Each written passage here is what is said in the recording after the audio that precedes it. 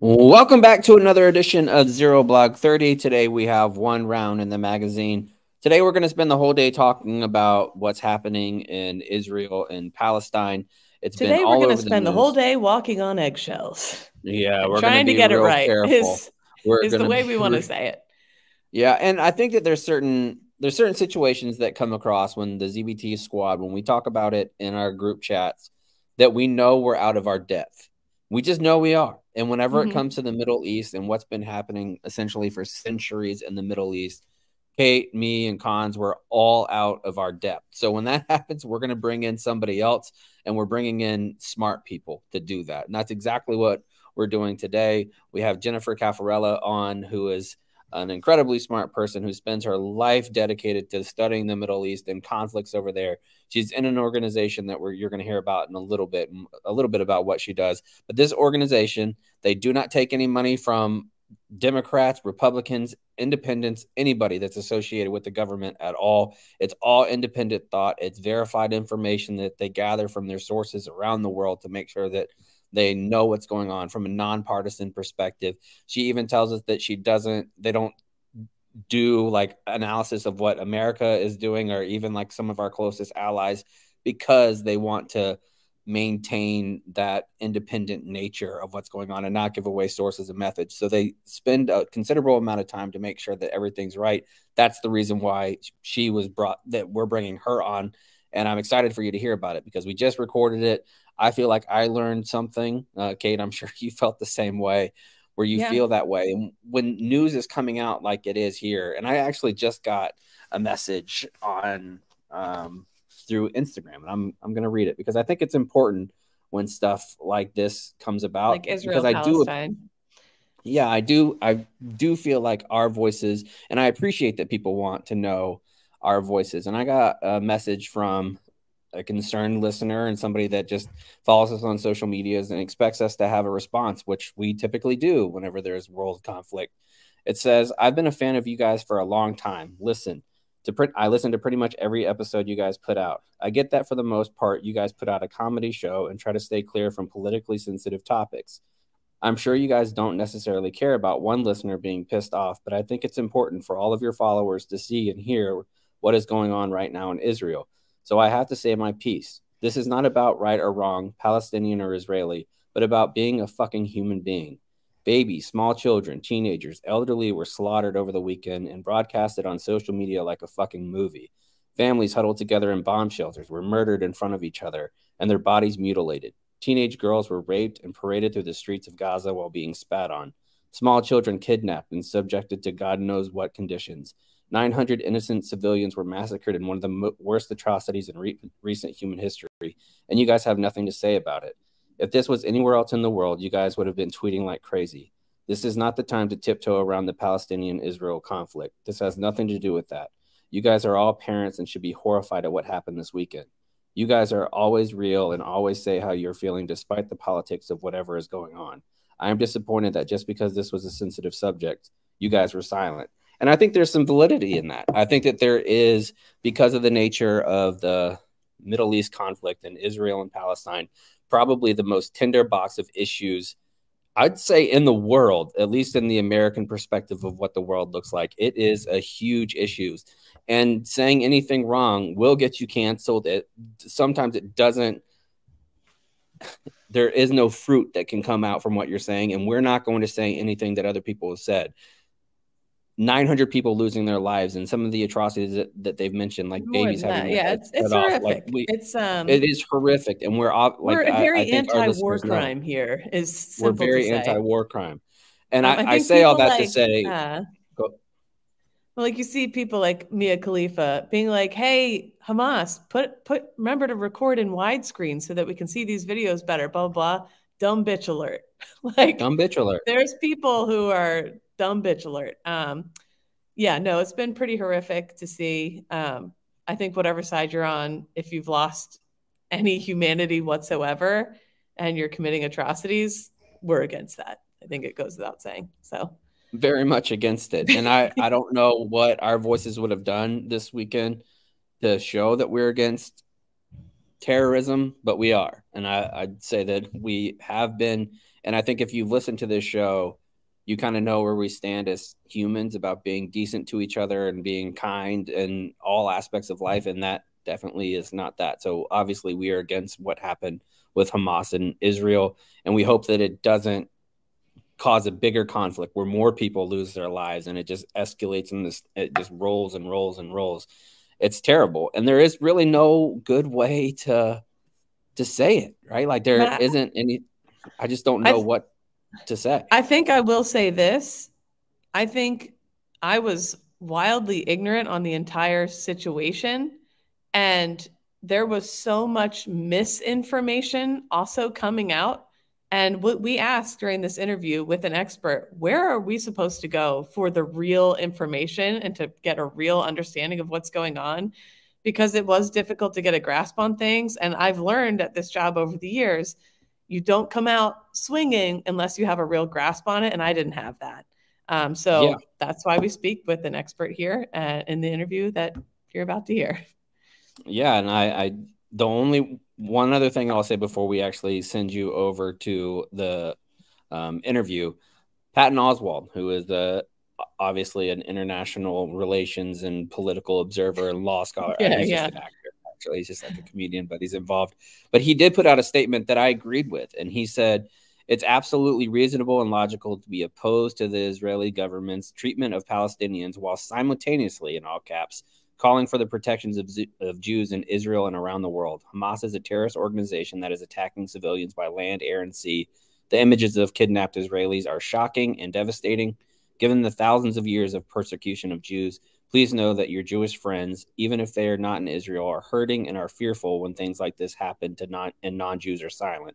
I understand many of us are afraid to voice an opinion because the crisis there is so nuanced and hard to understand, but we're afraid of saying the wrong thing.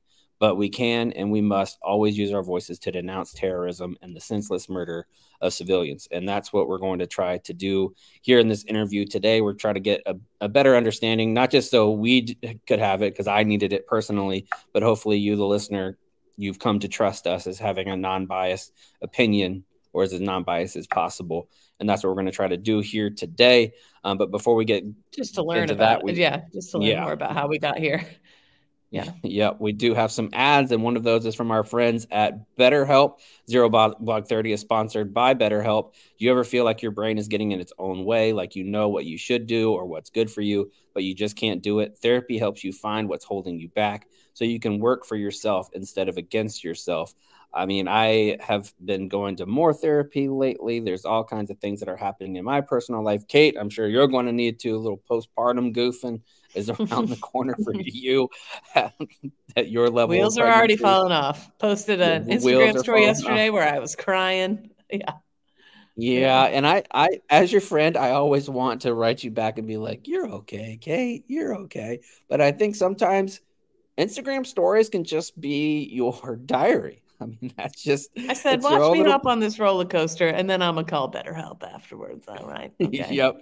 So instead of getting on your Instagram stories and telling your thousands of followers how you're feeling whenever you can't find the spot for your doctor's appointment and your leg hurts from your sciatica acting up and you're back on a cane because you're knee deep in your pregnancy, if you need to talk to somebody, don't talk to your followers. Talk to the good people at BetterHelp, because if you're thinking of starting therapy, give BetterHelp a try. It's entirely online, designed to be convenient, flexible, and suited to your schedule. Just fill out a brief questionnaire to get matched with a licensed therapist and switch therapists at any time for no additional charge. Make your brain your friend with BetterHelp. Visit betterhelp.com/0 today to get 10% off your first month.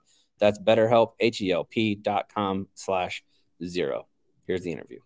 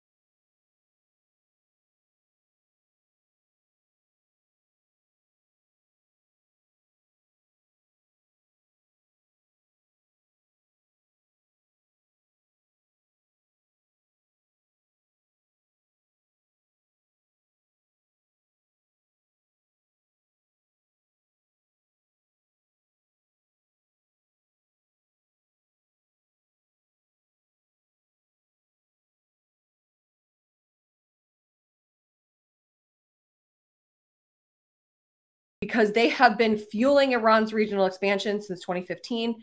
They have been providing direct, military supplies to Iran. They're increasing their military supplies to Iran in return for Iran helping the Russians in Ukraine.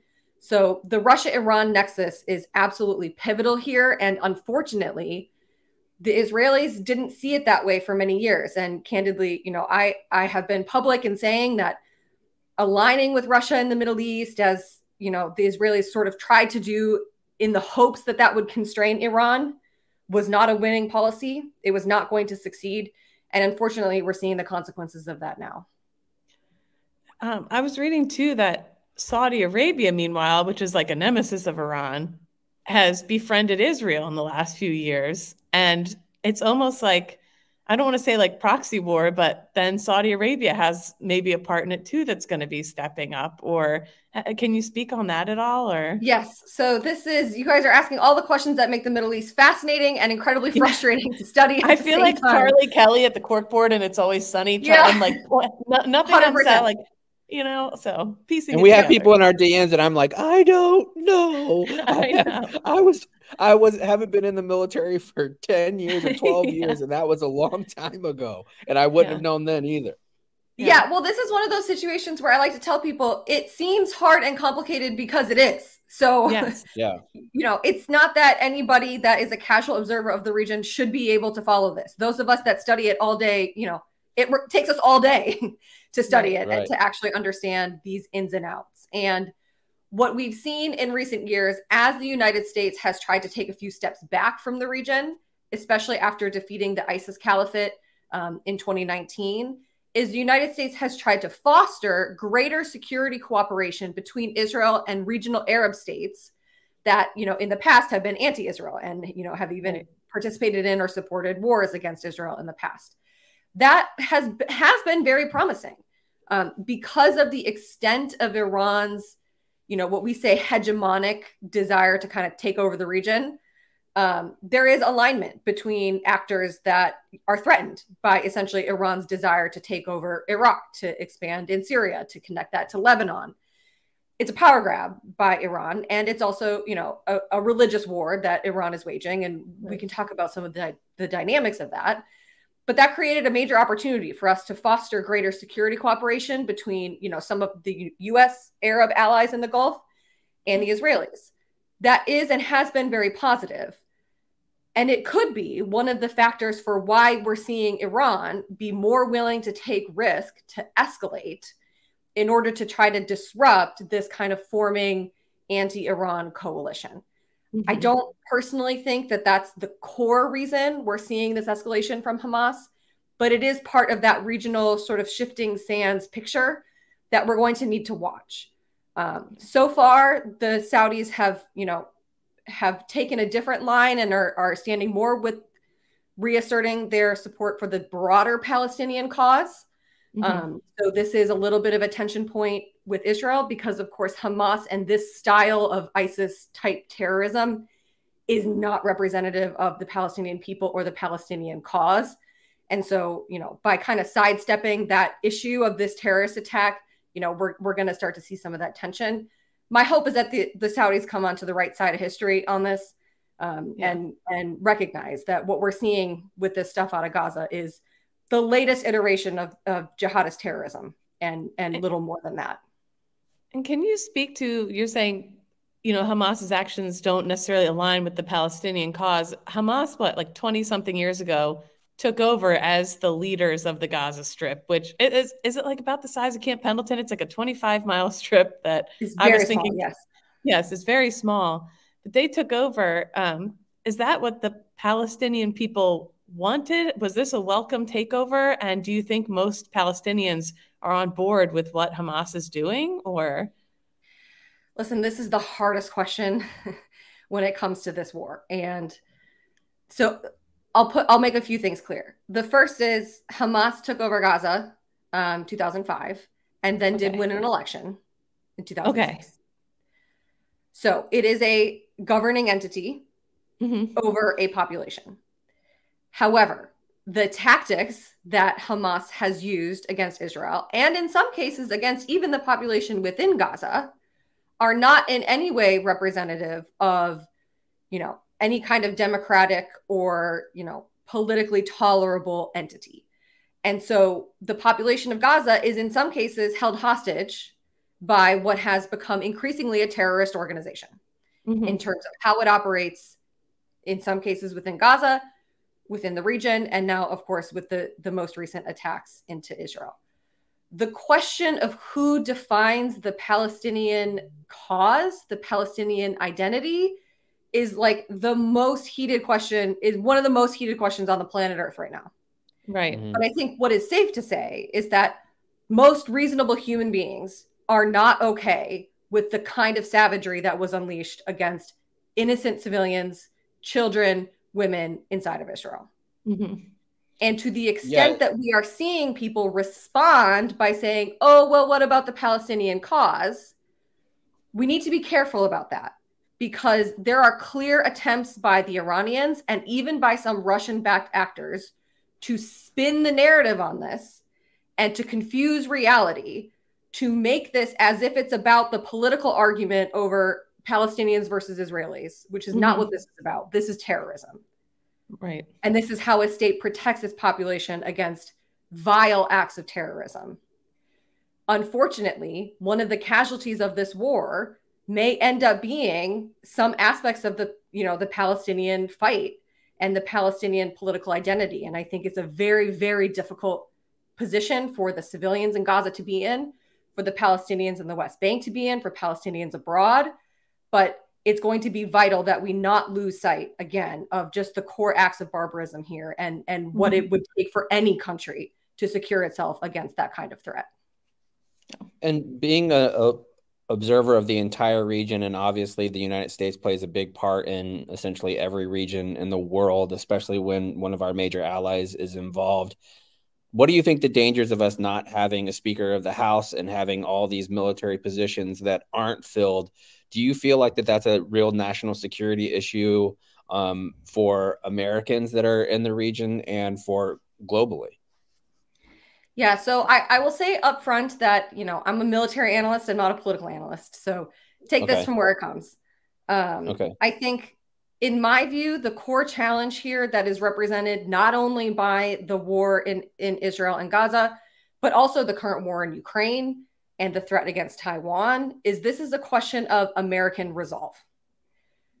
We are making it harder for ourselves by continuing to fight so viscerally internally over partisanship. And writ large, it is my view that that weakens us. It weakens our ability to respond. It also weakens our values. It weakens our ability to stand by our allies. But it even sometimes weakens our ability to recognize the kind of evil that is surging in Russia's invasion against Ukraine, in the Hamas attack against Israel, in what China does to its own population, much less desires to do in a potential war for Taiwan. And we're losing sight of that. And we are focusing, in my personal view, on the wrong kinds of domestic squabbles. And this should be a wake-up call. I don't know that it will be, though, because unfortunately our discourse is already so fractured, and we're seeing, you know, a lot of doubt and misinformation even continue to be applied to the situation in Ukraine, which is also a relatively clear situation where a neighbor just invaded with a genocidal intent to destroy, in this case, the state of Ukraine. These challenges are hard to respond to, right? There's not easy solutions. I don't mean to say that like it's actually straightforward. It's hard, but it's not complicated. Israel has a right to defend itself against this kind of attack. The Ukrainians have a right to defend themselves, and they're looking to us. And it is my personal view that the longer we continue to fight over who should be the speaker, or, you know, these kinds of domestic partisanship, how do we get one step ahead of the opposing party, we're weakening not only ourselves, we're weakening our allies, and the world is going to get more dangerous for Americans, for U.S. prosperity as a result. That's the unfortunate, you know, consequence of allowing these things to go unaddressed. And at this stage, I do fear that we're losing some momentum and we're losing some perspective in being able to recognize just what's at stake if we don't act. Well, I feel like what just happened in Israel is a prime example. they saw that the Israeli military was going against itself, and they saw an opening, and, you know, it shows weakness and it makes an opening pretty easy. I wanted to ask too, so far right now, we're not stepping in any kind of major way. We're just saying, sending condolences and everything like that. Is there a possibility that we could get involved beyond sending money? I'm guessing is our big thing, but is there any possibility of that?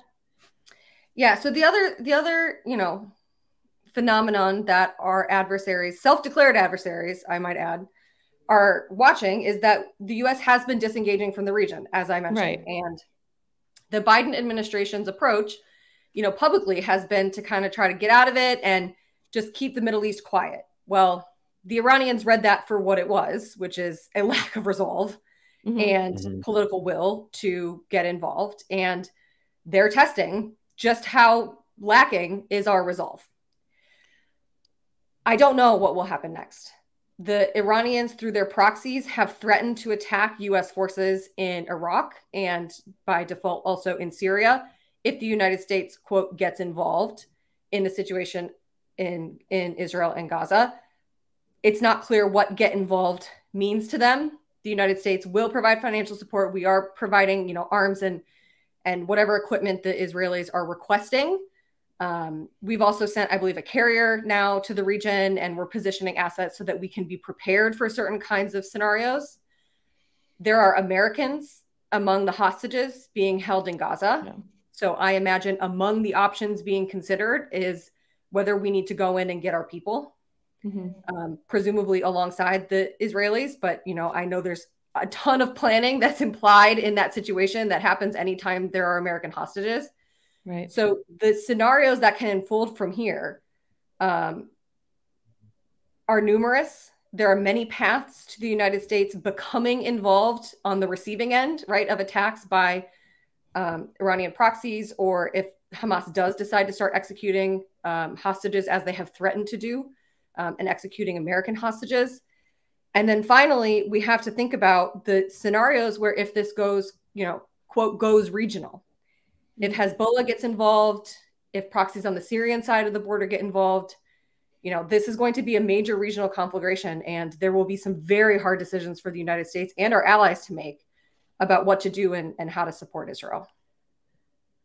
And I guess, thank you for that. The final question for me would be, again, this shows my ignorance on the topic. What does Hamas want? Because I've heard Gaza referred to as an open air prison almost.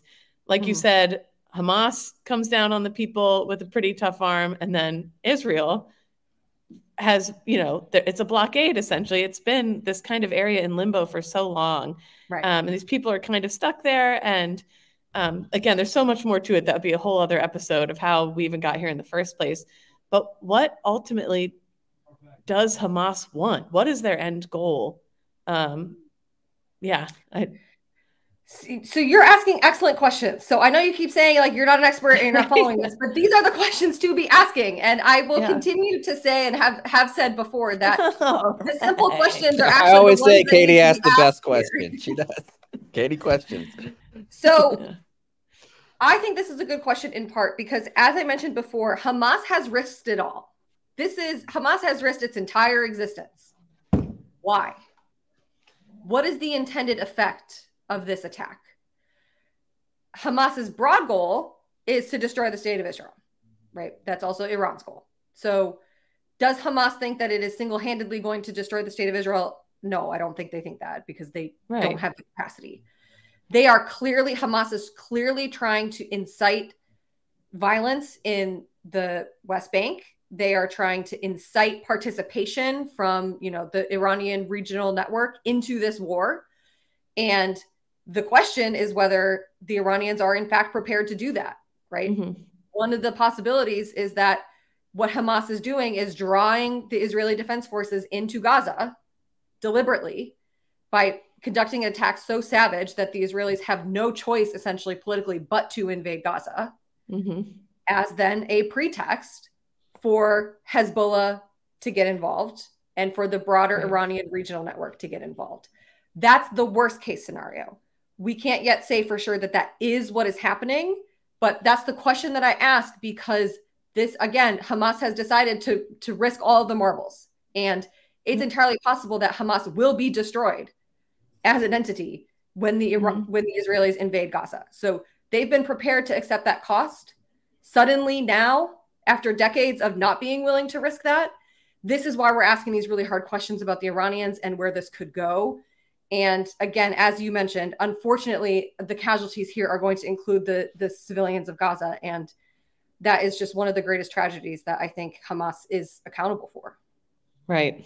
It's terrible for the innocent people on both sides. It's like, It's just been devastating to see, because the Israeli attacks back at Gaza too are also, civilians are going to be casualties of that. And it's just civilians are casualties. And a lot of the Western world, it's kind of bad to bring up that Palestinians have been treated poorly for decades now in the Gaza Strip. And like reading about the different deaths, that there's been 6,000 Palestinian deaths comparatively to 300 on the Israeli side. And you're reading all this from different sources and trying to figure out what is actually going on, what's happening. For somebody like me and Kate that don't have the connections and don't have like the system that you have in place to be able to look at all of this stuff from a very academic point of view and intelligence point of view, what are some websites or some media sources that you recommend following that are pretty nonpartisan, that are just basically fact-based about what's happening in the region, but it's also consumable for people that don't have an intense understanding of the long history of the Middle East? Yeah, it's another great question. And I would say first, please do read our stuff at the Institute for the Study of War. We are producing updates. We're focused on understanding how the Iranian regional network is responding to this. We won't cover in detail what the Israelis are doing, because we don't cover blue, so to speak. We don't cover US or our partners' operations for operational security reasons. But we will help to layer in that picture. Beyond that, unfortunately, my answer is that we all have to do the hard thing, which is to piece together conflicting information, because there is no one source I can point you guys towards, point anybody towards, that is unbiased.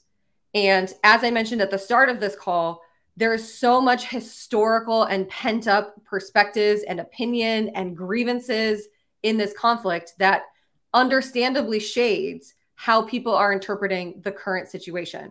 But I need people to are fighting each other in the streets in San Diego and in different cities as this. Yes. I mean, this is boiling over worldwide. There's been so much. It is, and unfortunately, we're starting to see indications of violence against Jewish communities elsewhere, and I think that may in fact increase. So my two pieces of advice are: one, be wary of accounts or news organizations or reporters, activists that are clearly trying to convince you by screaming the loudest, because there's a lot of that. And if somebody is screaming the loudest, they usually are not head down in the details trying to figure out what is actually happening right now. It's usually a reflection of an existing bias. So pay attention to the noise and try to sift through, what is this person trying to convince me of, right? And what evidence are they actually bringing? The second is to be wary that there are state actors, including Iran and Russia, that are going to deliberately try to stoke up this kind of communal violence. The Iranians themselves, the Iranian supreme leader, and domestically here, honestly, like that. I mean, that's happening here with our politicians. Yeah, it happens with our politicians, and it happens by the Iranians and the Russians here as well, because they figured out that that's a weakness. And to the greatest extent possible, we need to try as human beings and citizens of this planet to recognize the humanity in all sides, to not allow this to become a communal war between Jews and Palestinians, or Jews and Arabs, Jews and Muslims. We need to recognize that there is a definable terrorist organization that conducted a heinous atrocity. That does, in my personal view, need to be defeated, but that's what the Israelis have decided their goal is. And to the greatest human extent possible, we need to try to face that hard reality, even amidst the complications of the broader Palestinian cause and the broader questions of, what needs to happen next, because we are in for a heck of a war. This is not a conflict. This is not a military operation into Gaza. This is going to be a major war. And while I hope that we find an off-ramp, while I hope that the United States and our allies find ways to deter a broader expansion of this conflict, those risks are at their peak right now. And the more that we in the West or wherever we are fall victim to this kind of polarizing discussion, the more likely it's going to be actually that the actors that are trying to drive this in the communal war direction, like Iran, are going to succeed. I know that's not great advice. I don't have too many uplifting things. It's real advice. Yeah. It's real. I mean, it was the same kind of thing whenever you stopped in for Ukraine, Russia. You said that this isn't going to be a short-term thing that's going to last a week or two. Like, we could be here for years, essentially. And it feels that way. Hey, like she knows what she's talking about. She right. does. That's why we brought her back. I was like, hey, she was right here. Turns out she was correct. Yeah. It was pretty spot on there. Well, my last question, we hear a lot about one of the technology aspects that Israel has is the Iron Dome. Was there failures in the Iron Dome, and what happened with that? So that's a great question. I'm not a technical expert, but my understanding is the Iron Dome is in fact functioning as intended. And among the requests the Israelis have made is for us to help resupply them what they need to keep that functioning. Yeah. But the Iron Dome was never meant to provide like 100%, cover essentially from these kinds of barrages at full scale. Right. So what we're going to see, is likely a test of the limits of what the Iron Dome can do. And we're starting to now see, the risk that we get barrages also from the Lebanese side. Mm-hmm. And that is quite dangerous for Israel because it is a very powerful defensive tool, but it has vulnerabilities. And in fact, by layering in its proxies across the region, the Iranians are trying to, probe where the Israelis are weak. Can they use drones, right? And we saw some of these paraglider attacks out of Gaza into Israel. Yeah. And so we're going to start to see some limits. No system is infallible. My hope is that, the Israelis can neutralize some of those, at least Hamas capabilities sooner than Hamas can actually, start to overwhelm aspects of the Iron Dome defense. Right. All right. Well, Jennifer, thank you so much again for coming on and explaining I feel like I have a little bit of a better understanding, and hopefully this conflict dies down so we don't have to have a crazy understanding of everything that's going on. Hopefully find an off-ramp. Now I'm going to turn around and regurgitate this to other people like I'm the expert. Like you did it. Yep. But I'm going to get it wrong again. No, but really, thank you so much for your time and for being smarter than us. My pleasure. Thank you for asking these questions and for, caring about what's happening over there. It's important. All right, Jennifer. Thank you so much. Thank you. Take care.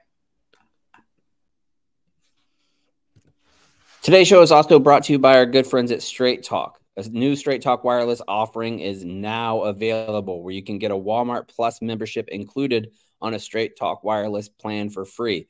Only Straight Talk Wireless gives you unlimited data, talk, and text, plus a Walmart Plus membership included on select plans for free. Some of the perks of Walmart Plus through Straight Talk Select plans are free delivery from Walmart stores, free shipping, no order minimum, Paramount Plus membership, member prices on fuel. You're going to get some gas saving. Straight Talk Wireless is available at Walmart and Walmart.com.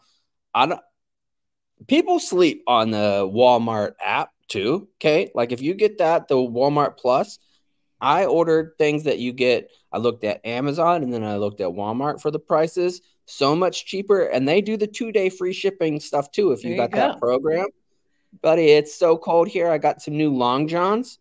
I needed those Long Johns lickety split. I did the Walmart Plus thing, and next thing you know, like 3 hours later, it was delivered at my house for free. And you can do all that on your phone with that amazing deal with the Straight Talk Wireless, and you get you not only get a good phone, but you get all kinds of stuff for free. Plus, Paramount Plus, you're gonna need that bad boy when March Madness rolls around. It's a great deal. Go get it right now, but just go to Walmart and Walmart.com. You don't even have to have like a promo code or nothing. Pretty incredible. All right, let's do some save rounds and alibis. Katie, we'll start with you. Oh, I guess we should say where Cons is. Where's Cons? He's chickened out. He was afraid to talk about this. Coward. And so he just decided not to show up today. No, he's in D.C. for work. He's in Washington, D.C., so he's been busy. I'm still living for his daughter's outfits every weekend. I'm like, what's she wearing this weekend? What's she up to? Those two are the most stylish. OO day. Yeah. Stylish. OO day. Father-daughter duo in all of Hoboken, and I would say the New York City region. I'd say the greater New Jersey area, yeah. I'd say the whole East Coast, those two. Wow. I don't know if I'd go that far. Let's back up a little bit. How was your week? It was good. Nothing crazy on this end. Gearing up for, I hung giant spiders over the side of our house and have the hay bales and the pumpkins. And first time as a homeowner, so I'm getting as tacky as possible with all the Halloween decorating. So I'm loving that. Great transition. Israel, Palestine. I'm dangling spiders over my roof. How exciting is that? You know, wow, look at me. It seems dumb to talk about anything else after all that, to be honest, with everything going on. Still pregnant. I won't get into it again, given today's episode, but I feel like people need a palate cleanser if you want to share. I'm not going to say you have to share because I think I know what the story is. I don't know if I'll say this.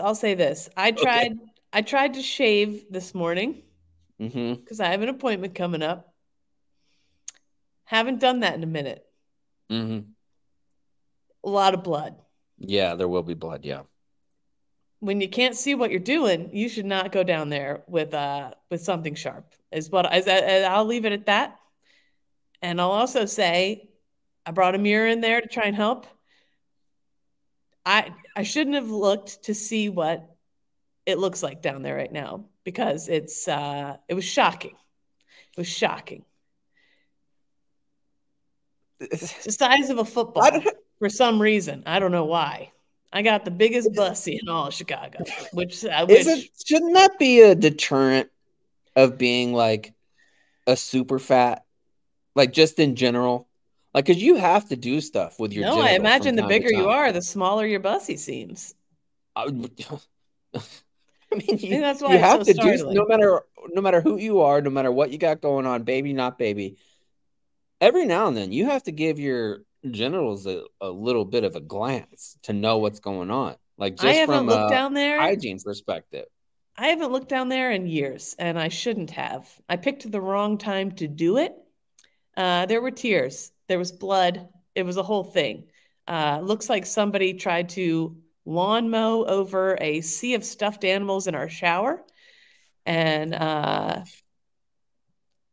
so anyway, how about you? Safe rounds? So once that happens and it looks like that sea of stuffed animals, you can't be crawling around there cleaning up. What are we doing? I was running behind because it was a last minute decision to do it. And so I texted Pat on the way out. I said, if you want to earn some brownie points, get in there. I was the shower recruit at Paris Island, which meant cleaning the showers was my specific task. And they took away our razors due to somebody getting a little squirrely in the first couple of weeks and having to be on red flashlight moonbeam watch in the beginning. And the night before Family Day, they gave us all our razors back. And so what did every woman do? Go running in there, shaving everything. And I was left to clean it up. Let me tell you something. I still think people are like, oh, do you have any issues from the military? That's probably my main one. That's probably the one I think about the most. Of all I saw some tough things. That was probably the worst thing. That's got to be a trash bag full of pubes. Chaps, when you see in the fall people with all those bags of leaves outside by their that's all right. Well, I got hit by a car last week. I don't think I mentioned that. You did. This show. I think it happened after. I was going down. I still love riding my bike, but I'll be honest. The day that I got hit and I had to ride my bike home, I had what I would say a little bit of PTSD. I was very nervous, like going from no cares in the world, whipping in and out of traffic, doing whatever I want to. And when I got hit, I was being safe. So I don't want to hear anybody saying that. I wasn't, because I wasn't being safe. Helmet on, in the bike lane. In the bike lane. Hand signals, echelon left. Yep, I was doing echelon. I was doing skirmishes. I was doing all kinds of stuff. And I was making sure different. Well, that's exactly what happened. A driver came in and pied the corner a little bit too hard. They didn't turkey peek enough before they decided to turn. They turkey peeked directly into me. So my front wheel of my bike hit their wheel well, and I flew over. Luckily, I was a black belt in McMap, so I was able to shoulder roll. And that, if I hadn't turned probably 4 or 5 inches in, I think my shoulder would have left my body, because it still really hurts, like my shoulder does. But I realized just how old I am, because there's certain little humbling incidents that come across in life where you're like, maybe I'm not that old. I got hit by a car, and one of the first things that when I popped up, I was like, that wasn't as bad as I thought it was going to be. I'm not that sore. I'm not that injured. I don't feel like I broke any bones. I'm not that brittle. So I was feeling pretty good about myself. I even was cocky about it, called Annalise on my way. I was like, hey, I just got hit by a car, while I'm like riding down the road with my AirPods back in, still trying to get to the office. I'm like, I got hit by a car. She's like, come home. I don't need to come home. I'm fine. Don't worry about it. Next day, you were not fine. The next day, I wake up and Annalise is already up. And she said, before I opened my eyes, she heard me go, oh, just trying to muster the strength to get up. And that's still kind of where I'm at today. My shoulder is hurting a little bit, but I was nervous about bike riding in the cold. Threw on a little jacket today. Got a full out motorcycle helmet now. Keeps my ears warm. I think I'm going to be able to do it in the winter. I wasn't cold in the slightest, and it was 40 degrees coming in this morning. Can I say the one super awkward thing about the car accident, the getting hit by the car, it was the same guy that shot you in Iraq. It was fucked up, yeah. He got out of the car. He was back from the dead, yeah. He was like, you again. Oh my God, it was his ghost. Gotcha, and bitch. He came for you. I thought that was a little awkward. I don't know how you handled that. But it was fucked up. It was fucked up for sure. Spooky season.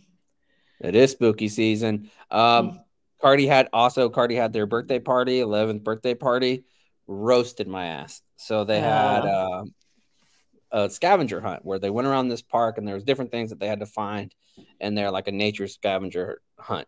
And one of the clues, they were finding different clues, and it was a picture, because all the kids have phones. So you had to go find this thing, take a picture of it, and then you make like a little collage of all the different things that you find at the end. That's your little scavenger hunt. Well, one of the clues was old, and Cardi came up and took a picture of me and was like, sorry, I needed that for my scavenger hunt. And I was like, for what? And they're like, they showed it where it just said old. You son of a bitch. Like, fucking roasted. Roasted. Yeah. Could have been worse. They could have been deflated balls, could have been on the list, or something vague. Yeah, that would have been really messed up. Really tough. That would have been really messed up. All right, well, that was an episode. Sorry for bringing you guys down and being depressing. We tried to bring it back with a little bit of pube jokes, but I'm not sure. No, probably bad timing on that. Yep, we'll see you next week. Okay. Another treat. Okay.